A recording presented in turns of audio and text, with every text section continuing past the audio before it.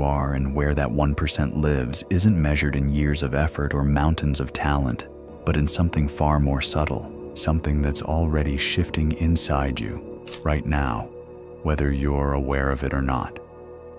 There's a concept in physics and in neuroscience that almost nobody in the self-development world talks about accurately. It's called coherence. And once you understand what it actually means, you're going to see your current position completely differently. The 1% isn't a destination, it's a frequency, and you're closer to it than you think. Here's what I mean.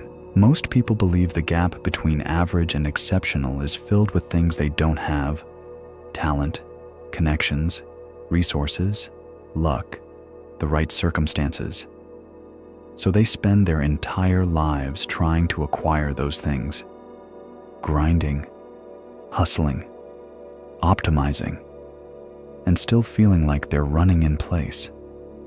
But when you study the people who actually break through, not the highlight reel version, the real version, the difference is almost never what they have. It's how they operate internally, the signal they're broadcasting from the inside out, their level of coherence. You've felt this before. There are days when everything flows, when you make the right call instinctively, when conversations go exactly where you want them to, when opportunities seem to materialize almost out of nowhere. And there are days when everything is friction. Same person, same circumstances, completely different reality. That difference isn't luck. It's coherence, and it's something you can learn to access deliberately.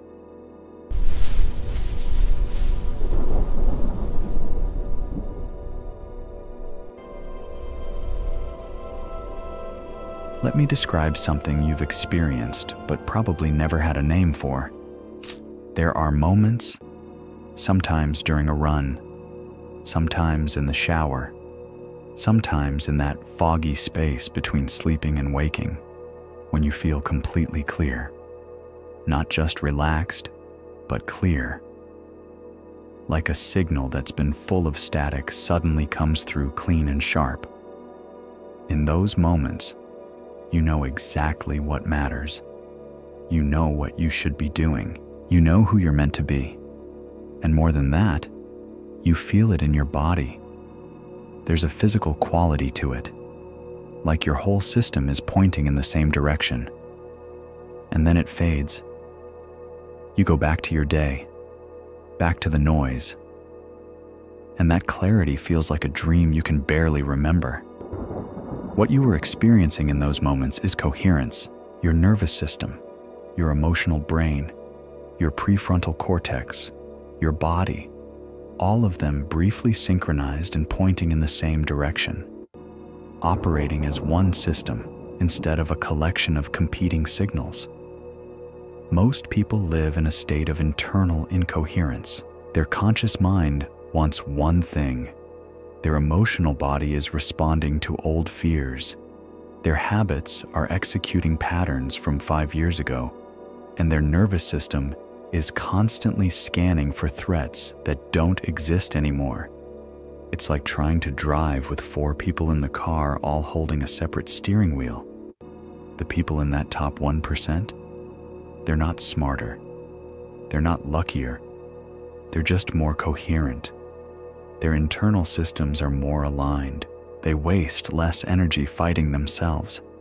And that freed up energy goes somewhere, into focus, into clarity, into decisive action, into the kind of presence that makes other people lean in when they speak. Here's the thing, nobody tells you. Coherence isn't a personality trait, it's a state. And states can be cultivated from now if you want. I want to completely reframe how you think about your journey so far. Every period of confusion, every false start, every moment where you felt lost or stuck, you weren't failing. You were accumulating incoherence signals. Think of it like this. Your body has a system called the heart rate variability monitor. Researchers use HRV to measure coherence, the smooth, rhythmic synchronization between your heart, brain, and nervous system. When HRV is high and rhythmic, your system is coherent. When it's jagged and chaotic, you're in a state of internal conflict. Life experiences, stress, trauma, chronic pressure, repeated disappointment, they create incoherence patterns, jagged rhythms that become habitual. Your system learns to brace, to defend, to operate in fragmented mode because at some point that felt safer. But here's what the research from the HeartMath Institute consistently shows. Coherence is recoverable. The brain is plastic. The nervous system responds to new inputs. And the distance from your current level of coherence to the level where things start flowing is much shorter than you think, because you've already been doing the work. Every time you've tried something and it didn't work, you learned something about incoherence. Every time you felt that clarity and then lost it, you were mapping the terrain. Every hard conversation you had with yourself at 2 a.m. about whether you were on the right path, that was your system trying to reorganize toward coherence. You haven't been spinning your wheels. You've been clearing interference. And interference clearing, it turns out, is most of the work. The people who seem to operate effortlessly in that top tier, they didn't get there by adding more. They got there by removing the internal static that was blocking the signal they already had. Right now, as you're taking this in, something is recalibrating. The way you've been measuring your progress, by external results, by how far you are from some imagined finish line, that's a coherence killer. It keeps your nervous system in a permanent state of deficit, always behind, always not enough. The actual measurement of progress in the coherence field is completely different. It's not about distance covered. It's about signal clarity.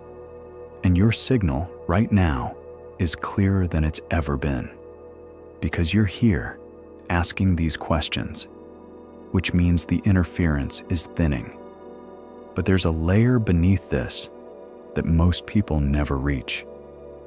And it's the reason why some people understand all of this conceptually and still don't break through. Why they can describe coherence perfectly and still feel fragmented inside. It has to do with what I call your coherence ceiling. And it's not set by your circumstances, your past, or your resources. It's set by a single belief that's operating so deep in your system, you probably don't even recognize it as a belief. You think it's just the truth. I'll show you exactly what that belief is, and more importantly, how to identify your specific version of it. But first, I need to tell you about the mechanism that keeps most people permanently locked out of the coherence field, no matter how hard they work. For 3 years, I studied everything I could find about high performance, neuroscience, flow states, and what separates people who seem to operate on a completely different level from everyone else. I read the research, I tried the protocols, I built the habits, and I kept hitting a wall. Not an external wall, an internal one. This invisible ceiling that I'd bump up against every time things started to actually work. Like some part of me would pull the emergency brake right when momentum was building. I remember one specific conversation with a mentor that changed everything. I was describing this pattern, the momentum, the ceiling, the reset, and she stopped me and asked one question. What do you believe happens to you if this actually works? I laughed. What do you mean? Good things happen. She looked at me and waited. And then, out of nowhere, this thought surfaced that I'd never consciously acknowledged. If this works, everything changes. My relationships change. People's expectations change. The version of myself that everyone knows, including me, that person disappears. And I have no idea who comes after. That was my coherence ceiling. Not fear of failure, fear of coherence itself, fear of what it would mean to actually be fully aligned, fully operational, fully myself, because that version of me was a stranger. And when I looked around at the people I knew who were stuck, brilliant people, hard-working people, people with every apparent resource, that same thing was running in almost all of them. Not fear of not being enough, fear of what happens when you actually become enough. Coherence feels threatening to the part of your brain that has organized your entire identity around the story of your limitations. Because if you're coherent, if you're clear, aligned, operating at full capacity, then you can't blame circumstances anymore. You can't wait for the right moment. You just have to be it. And that's terrifying. And also, I'd argue, exactly where you are right now. Here's what neuroscience actually shows about the 1%. Be prepared, because this will reframe everything you know. The primary difference between people who operate at peak coherence and those who don't have practice, discipline, or even talent. It's the relationship between their default mode network and their task-positive network. Stay with me, because this is the actual mechanism. Your default mode network is the part of your brain active when you're not focused on a task, when you're daydreaming, ruminating, thinking about yourself, running mental simulations. Your task-positive network activates when you're engaged, present, taking action. In most people, these two networks are in constant competition. When one activates, the other suppresses. This creates the exhausting experience of trying to take action while your mind keeps pulling toward rumination, self-doubt, and mental noise.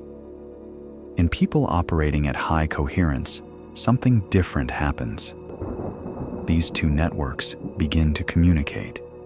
They don't fight for dominance. They collaborate. The result is a state researchers call transient hypofrontality, combined with heightened sensory integration. In plain language, the overthinking quiets and presence expands.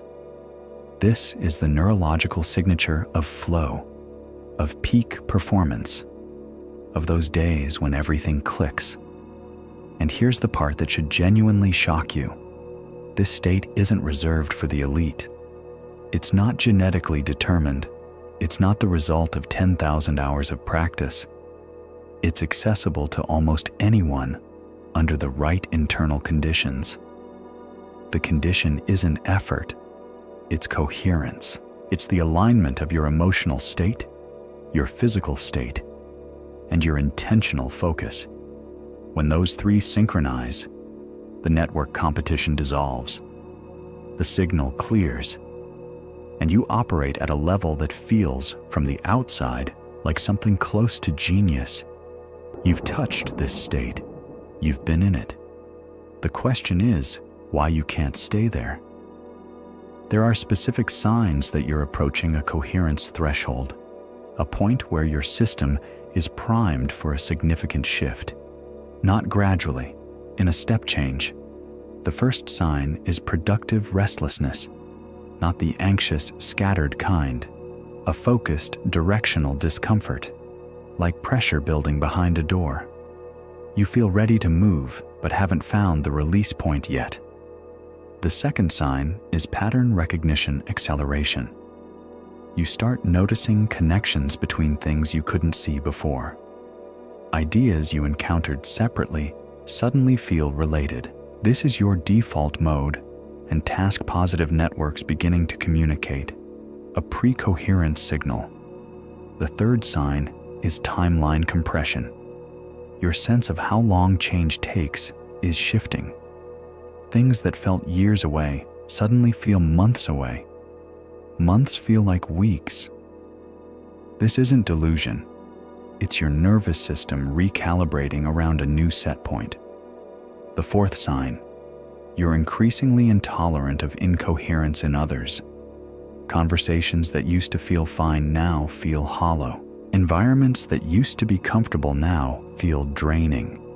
This is a signal not a problem. Your system is raising its baseline, and the clearest sign of all, you're here. Not because an algorithm served you this content randomly, because some part of your system is actively seeking the information that closes the gap. That seeking is itself a coherence signal, your internal navigation system pointing toward alignment. The window you're in right now is real. Coherence thresholds don't stay open indefinitely. Your nervous system will either recalibrate upward, or it will find a way to explain away the pressure and return to its previous set point. The question isn't whether you have what it takes. The question is whether you'll act while the signal is live. There's a specific mechanism that determines which side of the coherence threshold you land on. And it has nothing to do with your next action. It has to do with your current signal. Let me explain it this way. Every system in nature operates according to resonance. Tuning forks at the same frequency vibrate together without touching. Neural networks that fire together wire together. Relationships, opportunities, resources. They don't come to you because you deserve them or because you worked hard enough. They come because your frequency matches theirs. This is where the concept of the coherence field stops being metaphorical and becomes operational. When your internal signal is coherent, when your emotional state, your physical state, and your focused intention are synchronized, you are broadcasting a specific frequency. And that frequency determines what you're in resonance with. The 1% in any field aren't just performing differently, they're broadcasting differently. And what they're broadcasting is coherence, certainty without arrogance, focus without rigidity, presence that makes other people feel more coherent just by proximity. This is why being around certain people makes you feel sharper, clearer, more capable, and why being around others leaves you feeling scattered and small. You're not imagining it. You're picking up their signal. Here's what this means for you. The most important work isn't optimizing your output. It's upgrading your broadcast. And upgrading your broadcast means doing the internal work of aligning what you think, what you feel, and what you do into a single coherent signal. Write one word in the comments that represents the signal you want to be broadcasting. One word. The act of choosing it is itself a coherence move. When your coherence level crosses a certain threshold, the practical effects are immediate and compounding, and they operate on every dimension of your life simultaneously. Decisions become faster and more accurate, not because you suddenly have more information, but because your signal-to-noise ratio improves. You stop deliberating between options and start following a clear internal compass. The time you used to spend in mental loops, analyzing, second-guessing, circling back, gets reclaimed. That's hours per week that go directly into execution. Your presence in conversations shifts noticeably. People begin responding to you differently. They trust you faster, listen more carefully, take your input more seriously. This isn't about charisma.